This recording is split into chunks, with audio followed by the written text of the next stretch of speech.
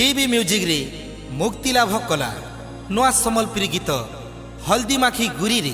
गीत के लेखिछन अमूल्य बोईत संगीत देछन कर्मा एम रामपुर प्रयोजक अछन अशोक कुमार दीप गीत के गाइछन दुष्मंत सुना ओ तरुण बाग गीत रेकर्डिंग होइछे आर स्टूडियो इति रेकर्डिंग अछन बीसी के संदीप गीत भल लागले मोर प्यारा भाई माने जेने सुनबो सेने गुटी तालीटे मार देबो हयबो ए पिले देखि आसबो ए भुवन ए भाई गगन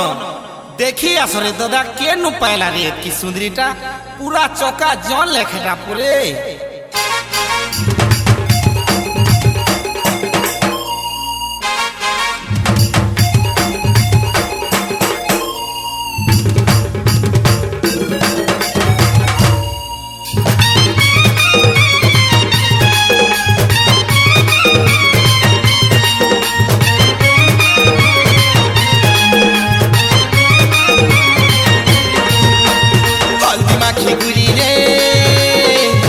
पिले रे मोर तोरा तो बाछी छे केतनी केते सुंदरी रे ई हल्दी माखी गुरी रे के हेबा तार शरीर मोर तोरा तो बाछी छे केतनी केते सुंदरी रे उड़ना तले मुह के लुके मुकुट पिंधी झालर ढापी तथापि दिसु छे गातक उड़ना तले मुह के लुके मुकुट पिंधी झालर ढाकी तथापि दिसु छे गातक बयस बा 16-17 के लगभग बयस बा 16-17 के लगभग बयस बा 16-17 के लगभग बयस बा 16-17 के लगभग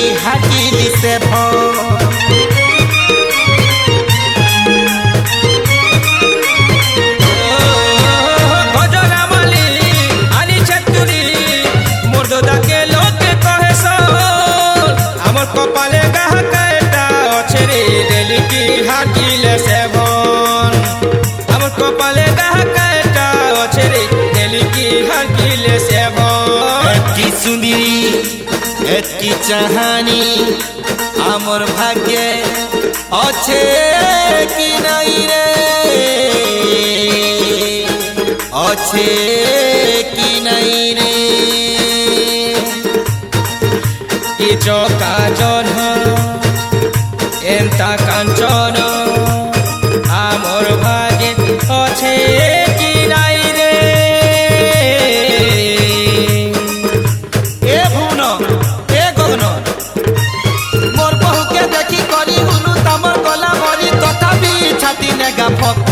अरे अरे अरे मोर बहू के देखी करी हुरु आमर गला भरी तथापि छाती ने गा फक ए बयस बा 16-17 का लगभग बयस बा 16-17 का लगभग बयस बा 16-17 का लगभग बयस बा 16-17 का लगभग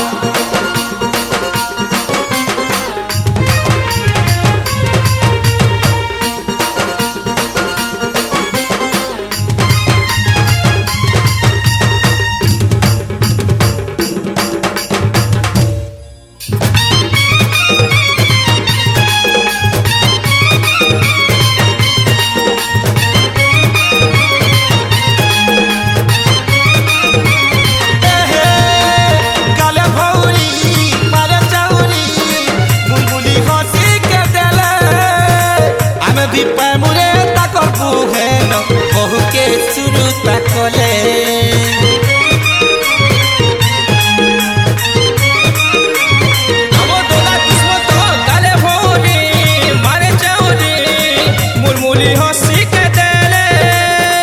आमे भी पाए मुरे हेता कर बुहे न बहु के शुरू तकले हाय गे आमे भी पाए मुरे हेता कर बुहे न बहु के शुरू तकले उड़ीसी चंपू ধরিছে সবু সাত সুরে বন্ধারে আমর বহু বন্ধারে মোর বহু কথাতে হেলে কইলি লেখে সুমুরি সুমুরি বাসিরি নাই পারু এ ভুবন এ গগন পুর ভাগ্য নাই থিলে এন্তা কন্যা নাই মিলে ইটাকে কহসন গালক পুরু ভাগে নাই থিলে এন্তা কন্যা নাই মিলে ইটাকে কয়সন গালক এ বয়সে বাসুল 17 কেলক এ বয়সে বাসুল 17 কেলক বয়সে বাসুর 17 কালক